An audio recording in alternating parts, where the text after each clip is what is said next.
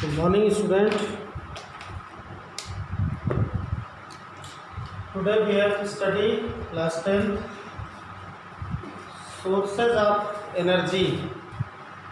A source of energy which can provide adequate amount of energy in conventional form over a long period is called source of energy. A source of energy which can provide adequate amount of energy in the form of energy in conventional form over a long period is called source of energy. There is the three term: adequate, conventional and long. यानी अगर किसी भी source of energy में ये तीनों अगर हैं तो उसको हम सोर्स ऑफ एनर्जी कह सकते हैं। एडिक्वेट मतलब प्रचुर मात्रा या पर्याप्त मात्रा में, कन्वेंशनल का मतलब हो गया बहुत आसानी से सुविधाजनक रूप से मिल जाए, और लॉन्ग पीरियड का मतलब लंबे समय तक मिलता रहे, इसको हम सोर्स ऑफ एनर्जी कहते हैं। इस सोर्स को हम दो टाइप से कैटेगराइज किया गया: renewable source and non renewable source. Renewable source का मतलब हो गया कि the energy which the source of energy which can renew, यानी ऐसे सोर्स जिनको हम फिर से उत्पन्न न कर सकें।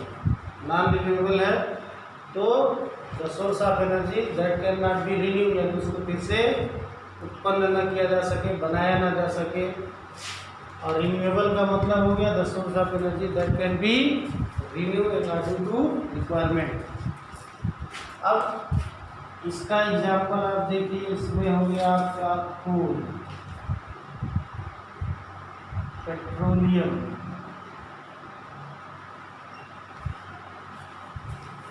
ठीक है,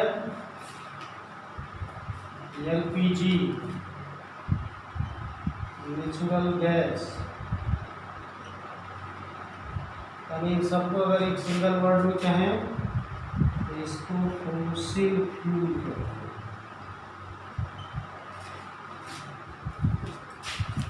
ठीक। Renewable source, the source of energy that can be renewed। तो इसमें इसका एग्जाम्पल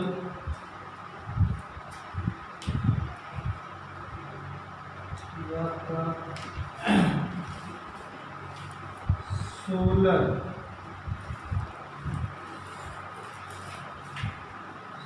एनर्जी, विंड, टाइड या टाइडल,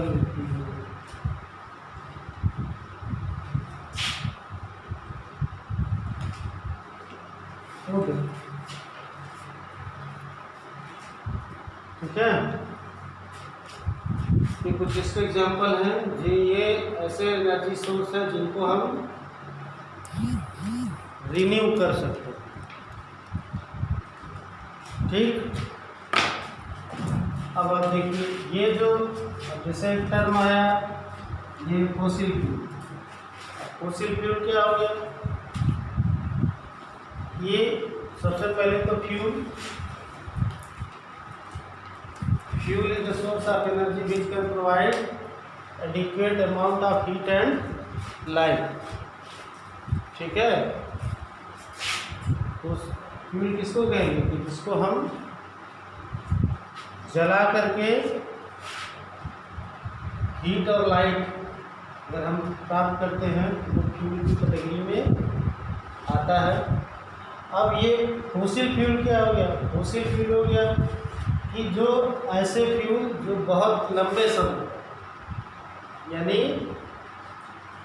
आप ये कह सकते हैं कि लाखों करोड़ों वर्ष इनको बनने में लगता है, इसीलिए ये नॉन रिन्यूएबल सोर्स की कैटेगरी में आता है। और ये बनता कैसे है? ये जितने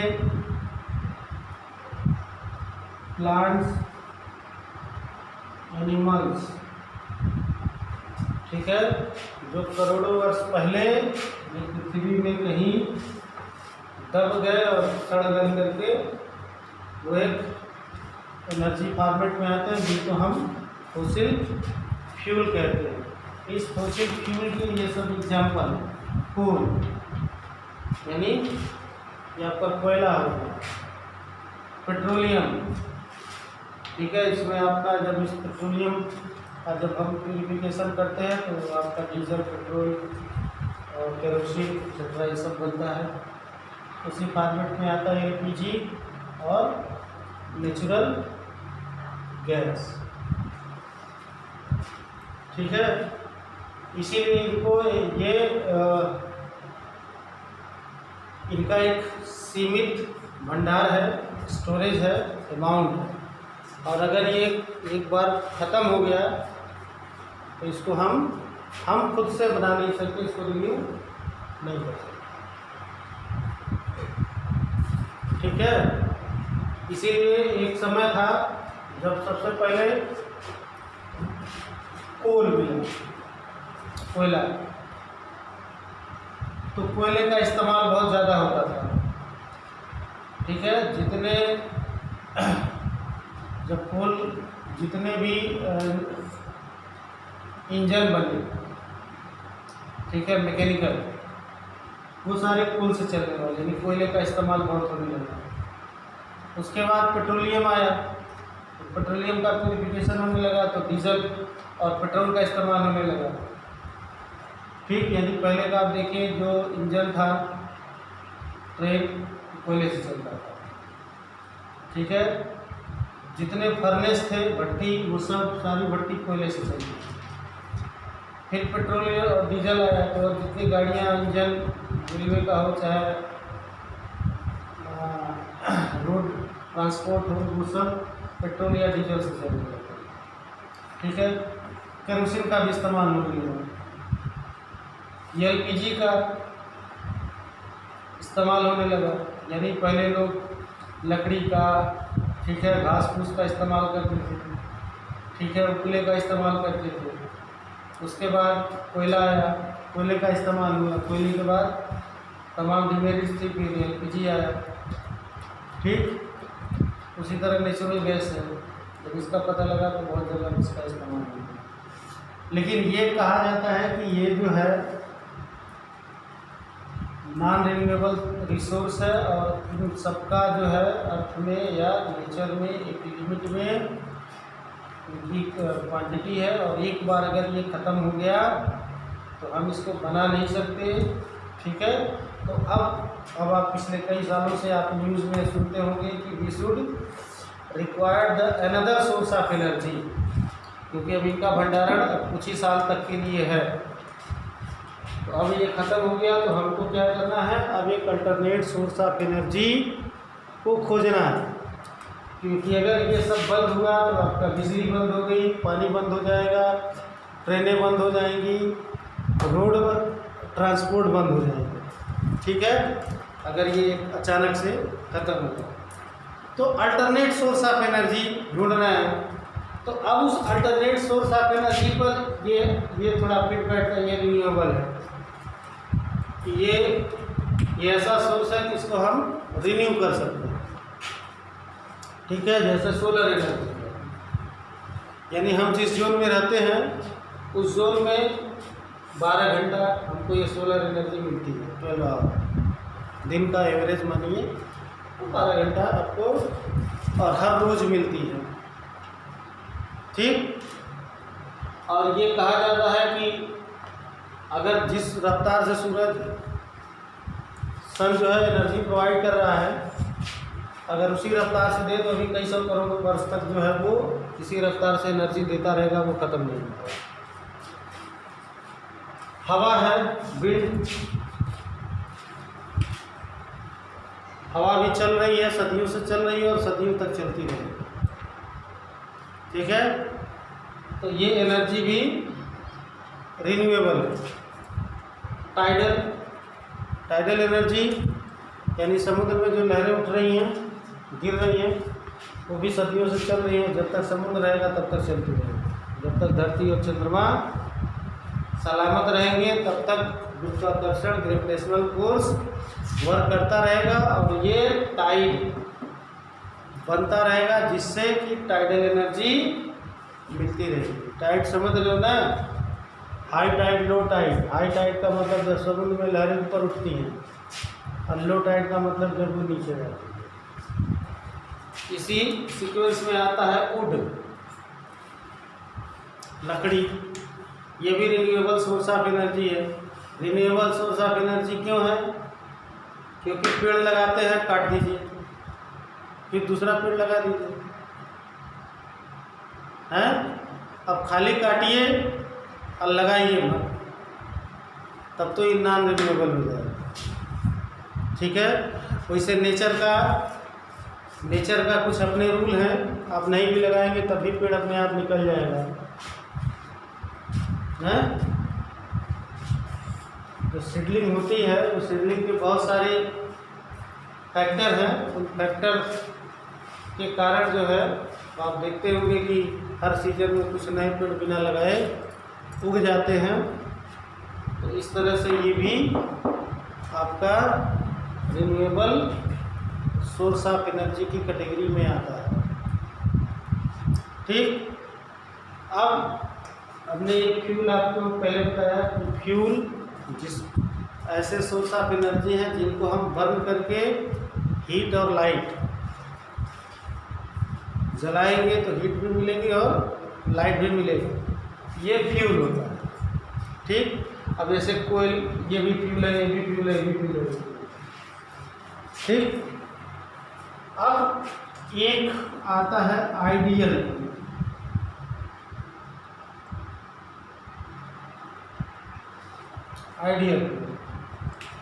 आइडियल फ्यूल हम किसको कहेंगे? या आइडियल कह सकते हैं या गुड फ्यूल भी कह सकते हैं।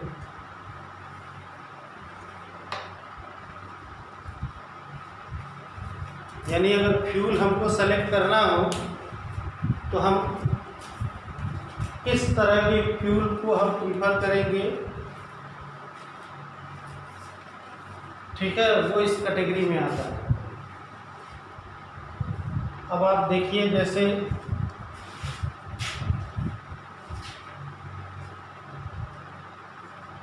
एक फ्यूल ये हो गया आपका ड्राई लीफ, जो पहले खाना वाना बनाने के लिए यूज किया था, ड्राई फ्यूल और डोमेस्टिक वेस्ट।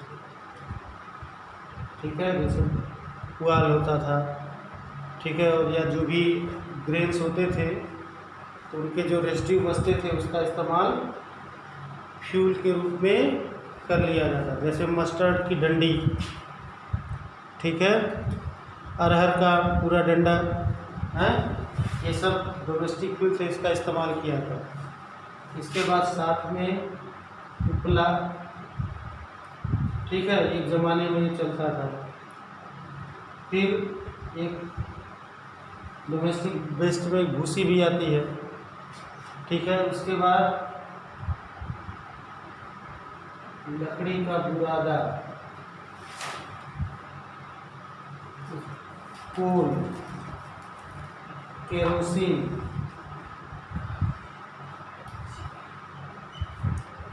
ठीक।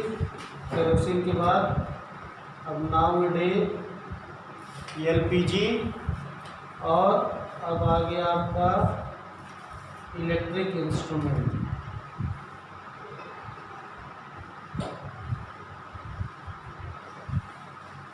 ठीक, अब इनमें अच्छा कौन है? देखिए, एक तो इनका स्टोरेज करना मुश्किल है, बहुत लंबे समय तक इनका स्टोरेज नहीं कर सकते, बहुत ज़्यादा स्पेस चाहिए, बाहर रखेंगे तो पानी चलेगा। दूसरा, इसमें स्मोक अधिक मात्रा में निकलता है, ठीक, that is the harmful for health. तीसरा, इसका इग्निशन पावर कम होता है, इग्निशन टेम्परेचर हाई होता है, यानी उनको जलाने के लिए ज़्यादा एनर्जी की ज़रूरत होती है। थोड़ी सी नमी पकड़ लेंगे तो ये जलेंगे, ठीक। और लो हीट देता है, यानी बहुत सारा जलाएंगे तो उसके कंपैरिजन जो टेम्परेचर आपको मिलेगा वो कम मिलेगा, या कभी बहुत ज़्यादा मिल जाएगा। जैसे अगर जलना स्टार्ट कर दिया तो बहुत ज़्यादा मिलेगा, स्लो हो गया तो अचानक से स्लो हो जाएगा, ठीक। ये इसके डिमेरिट्स हैं। इससे बेहतर ये बुरादा है, एक बार इसको अगर अंगीठी में भर के जलाइए तो बहुत प्रॉपरली ये जलता। अगर इन दोनों में कंपैरिजन करेंगे तो जब बुरादे वाली अंगीठी आई तो इसका यूज जो है कम होगा, लोग बुरादे, लेकिन बुरादे में भी बड़ी डिमेरिट्स है। बुरादा लाइए, अंगीठी में भरिए, या डायरेक्ट इस्तेमाल कर रहे हैं तो उसको भरिए, तो एक लंबा प्रोसीजर हो जाता है। साथ में इसको जलाने के लिए आपको लकड़ी, साथ में सपोर्ट में लकड़ी भी चाहिए, इंडिविजुअल नहीं जलेगा, ठीक। बाकी स्मोक माने इन सबसे स्मोक कम हो जाएगा। इग्निशन जिसका बहुत हाई है, जिससे थोड़ा सा कम हो जाएगा। ये जो टेम्परेचर है वो इसके कंपैरिजन थोड़ा ज़्यादा मिलेगा और थोड़ा फ्लक्चुएशन इसकी तुलना में कम होगा। लेकिन आप कोयले पर आइए तो ये और कम हो जाएगा, माने इससे और बेटर हो जाएगा, इसका धुआं इससे कम हो जाएगा, ठीक है। और जलाने के बाद जब एक बार कोयला पकड़ लेगा तो बहुत प्रॉपरली ये हीट प्रोवाइड करता रहेगा। इन सब के बाद क्योंकि इसमें भी धुआं बहुत निकलता है, माने इन सब की तुलना में कम हो जाएगा। फिर केरोसिन का यानी स्टोव,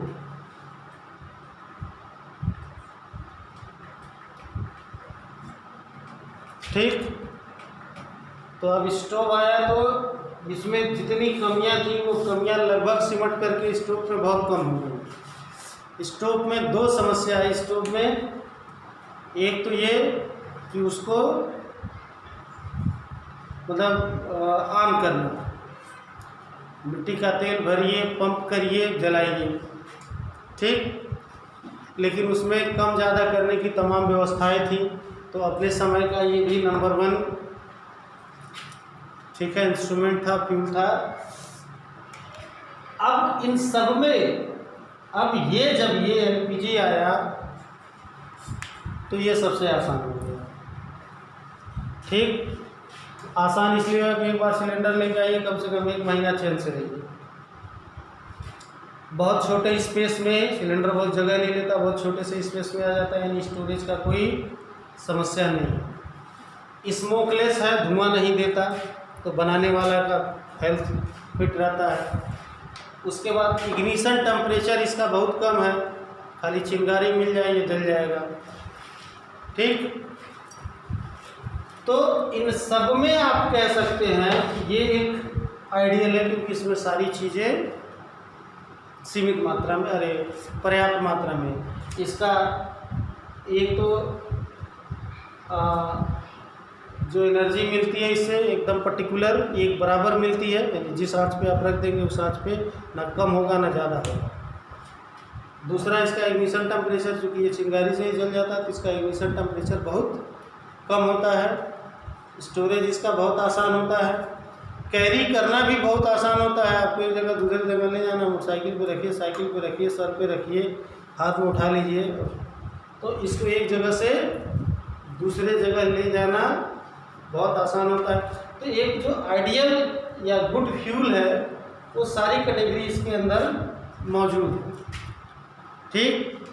अब ये जो इलेक्ट्रिक इंस्ट्रूमेंट है, हालांकि इसमें भी सारी सुविधाएं हैं, लेकिन ये हर जगह का, अभी मान लीजिए जंगल में मंगल करना हो तो वहाँ पे आपका जो इलेक्ट्रिक कुकर है, ठीक है, या इलेक्ट्रिक फर्नेस है, आजकल वो आ रहा है ना चूल्हा इलेक्ट्रिक वाला, अरे उसका क्या नाम है, नहीं पड़ रहा है। तो वो जहाँ वो इसका इस्तेमाल करना, वहाँ पे इलेक्ट्रिसिटी मस्ट है तो वो बहुत छोटा, आप कहीं भी कैरी करके ले जा सकते हैं, लेकिन इलेक्ट्रिसिटी कहीं भी हम कैरी करके नहीं ले जा सकते हैं, वो इसकी डिमेरिट है।